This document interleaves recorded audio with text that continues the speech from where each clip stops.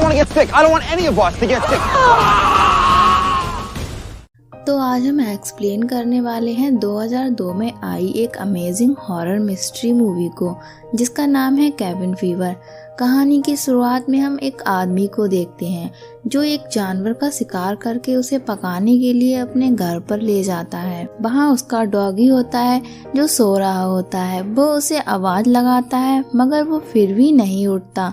जब वो आदमी अपने डॉगी को छूकर देखता है तो वो मर चुका होता है, मानो किसी ने उसे बीच से चीर दिया हो। इसके बाद हम 5 दोस्तों को देखते हैं जो गाड़ी से कहीं जा रहे थे।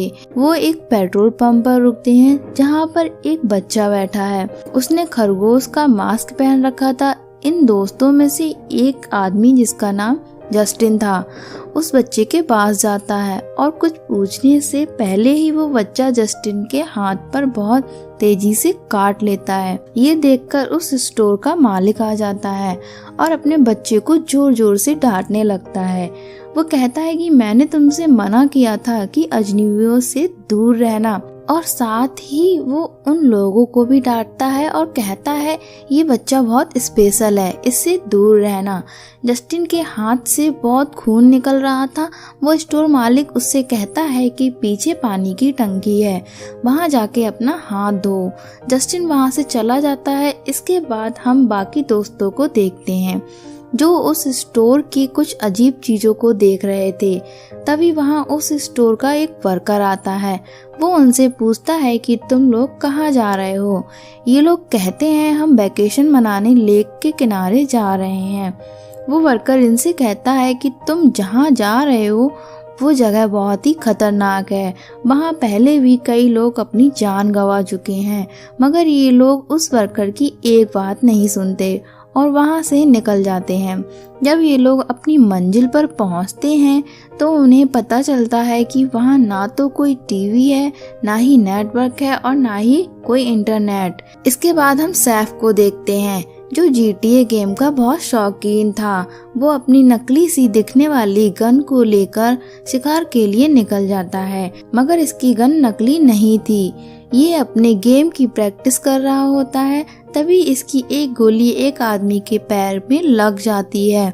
ये आदमी बहुत ही अजीब था और खून से लथपथ था और सिर्फ एक ही बात बोल रहा था कि उसकी मदद करो, मगर जैफ उसकी एक बात नहीं सुनता और वहाँ से भाग जाता है। जब वो केबिन पहुँचता है तो वो इस बारे में किसी को कुछ भी नहीं बताता। फिर इस रात को इन सब लोगों को हम एक साथ देखते हैं जो एक दूसरे को अपने अपने सीक्रेट बता रहे थे। अगले सीन में ये लोग घर के अंदर होते हैं और सब आपस में बात कर रहे थे। तभी इनके केबिन की घंटी बजती है और इसके बाद शुरू होता है असली खेल। दरअसल इनके गेट पर वही आदमी था जिसे सैफ ने पैर पर गोली मारी थी। ये लोग उसे देखकर बहुत ज्यादा डर जाते हैं और दरवाजा बंद कर लेते हैं क्योंकि वो आदमी और भी ज्यादा घिनौना हो गया था। तभी वो आदमी इनकी गाड़ी चुराने की कोशिश करता है, मगर ये लोग उसे ऐसा नहीं करने देते। लेकिन इनकी गाड़ी में हर जगह खून ही खून था। तभी वो आदमी बाहर निकलता है और जिस पर कैरिन पेट्रोल छिड़क देती है, जिसकी वजह से उस आदमी की आग की लपट पकड़ लेती है और वो जलकर मर जाता है। ये लोग बहुत ज्यादा डर जाते हैं और आपस में डिस्कस करते हैं कि हम पुलिस को सब कुछ बता देंगे कि ये एक एक्सीडेंट था, हमने जानबूझकर उसे नहीं मारा। सुबह पॉल और सैफ गाड़ी ठीक करने के लिए मैकेनिक को ढूंढने जाते हैं। रास्ते में इन्हें एक घर दिखता है। जब ये लोग अंदर जाते हैं तो वहाँ एक ओल्ड लेडी एक सुअर की चाकू से फाड़ रही होती है। ये लोग उससे पूछते हैं कि यहाँ हमें कोई मैकेनिक मिलेगा, तो वो ओल्ड लेडी कहती है यहाँ कोई मैकेनिक नहीं है, इसके लिए तुम्हें शहर जाना होगा। तभी वहाँ ये लोग उस आदमी की फोटो देखते हैं जो जल के मर चुका था। तो ओल्ड लेडी इन्हें बताती है कि वो मेरा कजिन है और कई दिनों से लापता है, तुमने इसे कहीं देखा है क्या? मगर ये लोग उस बारे में उस ओल्ड लेडी को कुछ नहीं बताते और वहाँ से चले जाते हैं। तभी हम जस्टिन को देखते हैं जो केबिन से बाहर निकलता है और वहाँ एक लेडी ऑफिसर से मिलता है। वो जीप की हालत को देखकर जस्टिन से पूछती है कि आखिर यहाँ क्या हुआ था। जस्टिन उस ऑफिसर को सब कुछ बता देता है और वो रिपोर्ट लिखकर वहाँ से चली जाती है। इसके बाद हम मैरी को देखते हैं जो अपने कमरे में सो रही थी। उसे देखकर लग रहा था कि जैसे उसकी तबीयत ठीक नहीं है। इसके बाद सीन शिफ्ट होता है और हम जस्टिन और सैफ को देखते हैं जो अपनी गाड़ी साफ कर रहे थे। तभी वहाँ एक डॉगी आ जाता है जो इन लोगों पर भौंकने लगता है। ऐसा लग रहा था जैसे कि वो बहुत गुस्से में हो। तभी वहाँ कैरिन उस कुत्ते को गन से डराकर भगा देती है। अगले सीन में हम जस्टिन और मैरी को देखते हैं जो संबंध बना रहे थे। तभी जस्टिन के हाथ में ब्लड लग जाता है जो मैरी के प्राइवेट पार्ट से निकल रहा था। जस्टिन भागकर सभी लोगों को बुलाने जाता है और सभी वहां आ जाते हैं और ये सब देख चौंक जाते हैं। तभी सैफ इन लोगों से कहता है कि मैरी इन्फेक्टेड हो चुकी है और हमें इससे दूर रहना होगा। तभी सैफ मैरी को कमरे में बंद करके बाहर आ जाता है। इसके बाद ये सारे लोग एक दूसरे को चेक करते हैं कि ये भी तो इन्फेक्टेड नहीं है। इतने में मैरी वहां आ जाती है और कहती है कि तुम्हें मुझसे डरने की जरूरत नहीं है, मैं कुछ नहीं करूंगी। ये लोग मैरी को मेन केबिन से निकालकर एक अलग केबिन में शिफ्ट कर देते हैं जहां पर वो आराम कर सके। इसके बाद ये लोग वहां से चले जाते हैं और जब ये लोग केबिन में आपस में बात कर रहे होते हैं तभी देखते हैं कि मैरी के केबिन के बाहर वही डॉगी था जो बहुत गुस्से में भौंक रहा था। इस डॉगी को देखकर लग रहा था जैसे कि वह भी इन्फेक्टेड हो। तभी हम देखते हैं कि वो कुत्ता अचानक से कहीं गायब हो गया। इसके बाद जब सुबह को जस्टिन और कैरिन केबिन में मैरी को देखने जाते हैं तो उसकी हालत अब और ज्यादा खराब हो चुकी थी। ये लोग मैरी को गाड़ी में बिठाकर हॉस्पिटल ले जाने लगते हैं। तभी हम सैफ को साथ वही देखते हैं जो मैरी के साथ हुआ। सैफ भी अब इन्फेक्टेड हो चुका था। ये लोग आपस में बहस करने लगते हैं। तभी सैफ कहता है कि तुम्हें मेरे साथ चलना है तो चलो वरना मैं जा रहा हूँ, और गाड़ी लेकर वहाँ से चला जाता है।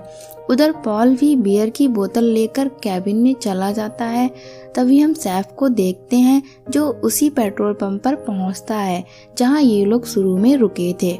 उस पंप का मालिक बाहर आता है और सैफ से कहता है वहीं रुक जाओ, तुम इन्फेक्टेड हो चुके हो। सैफ उससे कहता है कि मेरी मदद करो, मुझे एक डॉक्टर की जरूरत है। पंप का ओनर कहता है कि मैं तुम्हारे लिए अभी एक डॉक्टर को बुलाता हूँ, मगर तुम्हें दूर रहना होगा। तभी उसका बेटा जो रैबिट का मास्क पहने था सैफ के हाथ पर काट लेता है।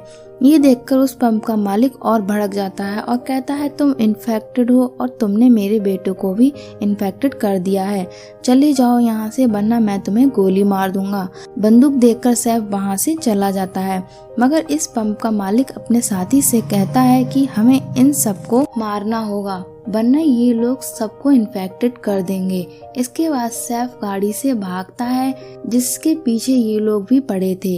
इसके बाद हम कैरिन को देखते हैं जो बाथटब में नहा रही थी और वह भी इन्फेक्टेड हो चुकी थी, और देखते ही बाथटब पूरा खून से भर जाता है। इसके बाद कैरिन केबिन से बाहर आती है और देखती है कि वही कुत्ता उसके सामने था जो इन्फेक्टेड हो चुका था और वो कैरिन को नोचकर खा जाता है।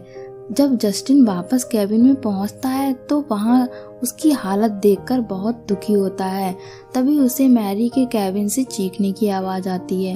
जब वो दरवाजा खोलकर अंदर जाता है तो वो कुत्ता मैरी को भी खा रहा था। मैरी जस्टिन से कहती है कि उसे गोली मार दो, मगर बंदूक में गोली नहीं थी। वो पास में पड़े फावड़े से उसको मारने की कोशिश करता है और लास्ट में पूरे केबिन में आग लगा देता है। तभी वहाँ सैफ आ जाता है। वो जस्टिन से कहता है कि वो लोग आ रहे हैं और वो हमें मार देंगे।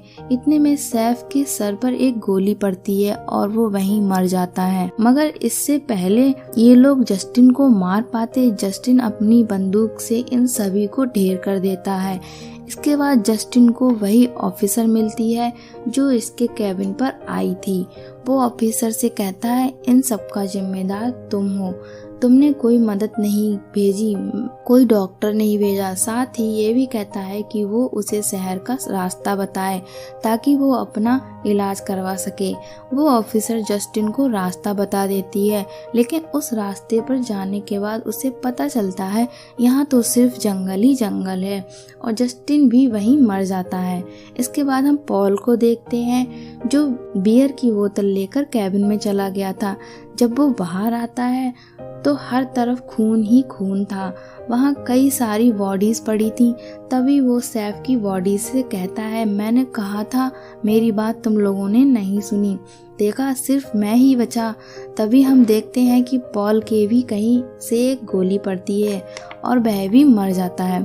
ये गोली उसी ऑफिसर ने चलाई थी और इस तरह मूवी एंड हो जाती है।